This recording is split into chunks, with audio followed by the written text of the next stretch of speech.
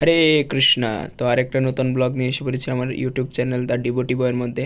তো আজকের ব্লগটা হয়েছে আমরা যাচ্ছি আসাম, আগরতলার ভক্তবৃন্দরা আসাম, এখানে আমাদের প্রোগ্রাম আছে। তো ব্লগটা দেখতে থাকেন। হরে কৃষ্ণা।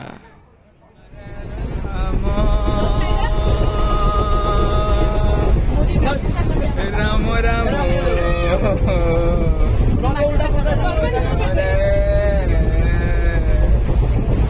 হরে কৃষ্ণ হরে কৃষ্ণ কৃষ্ণ কৃষ্ণ হরে হরে। জয় শিলা প্রভুপাদ। তো আজকে আরেকটা নতুন ব্লগ নিয়ে এসে পড়েছি। আমরা আজকে যাচ্ছি নিলাম বাজার, মানে আসামে পরে এটা নিলাম বাজার। সেখানে আমাদের কীর্তন মেলা, মানে আমাদের কীর্তন মেলার প্রোগ্রাম আছে। তো ওইখানে যাচ্ছি, পুরোটা ব্লগ দেখবেন।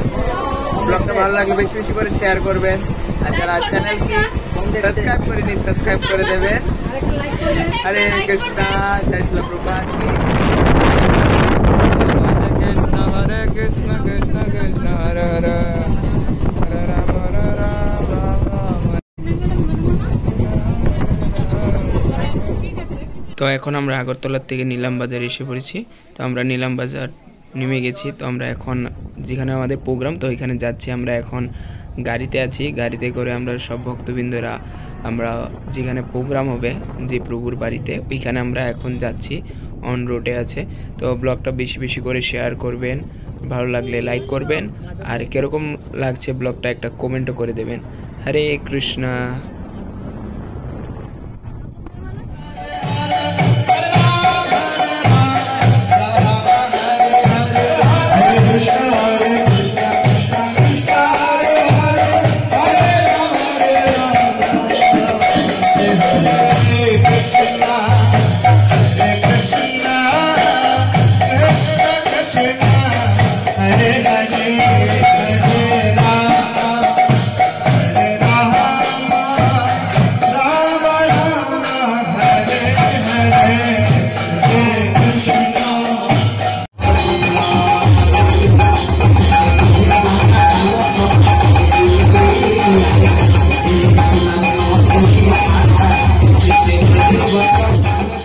তো আমরা এখানে আসার পর ফ্রেশ ট্রেশ হয়ে প্রসাদ টসাদ পেয়ে গৌর আরতি অ্যাটেন্ড করলাম।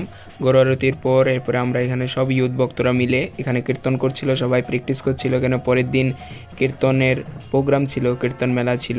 তো সবাই এখানে প্র্যাকটিস করছিল। তো আমরা সবাই মিলে এখানে হরিনাম করছিলাম। তো তারপরে আমরা রেস্ট করে পরের দিন থেকে শুরু হবে কীর্তন মেলা। তো ব্লগটা দেখতে থাকেন। হরে কৃষ্ণ।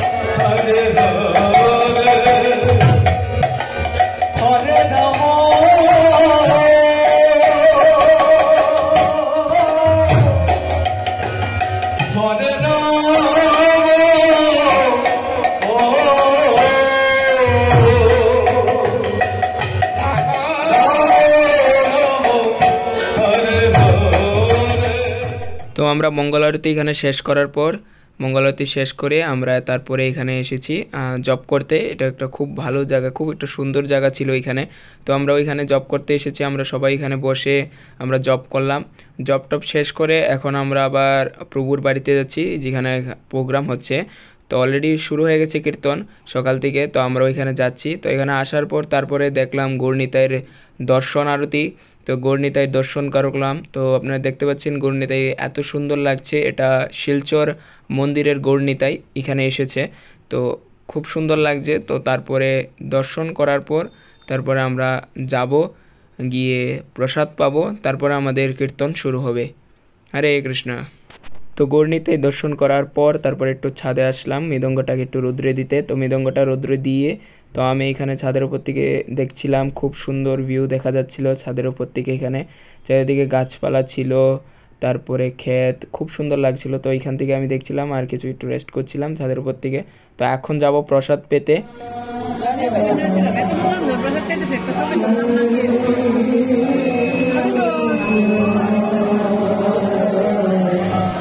দামোদর বংশীবর প্রভু বংশীবরটা তো কোনো মতে কাটা দিচ্ছেন, বাটার পনির দিচ্ছে দেখছেন।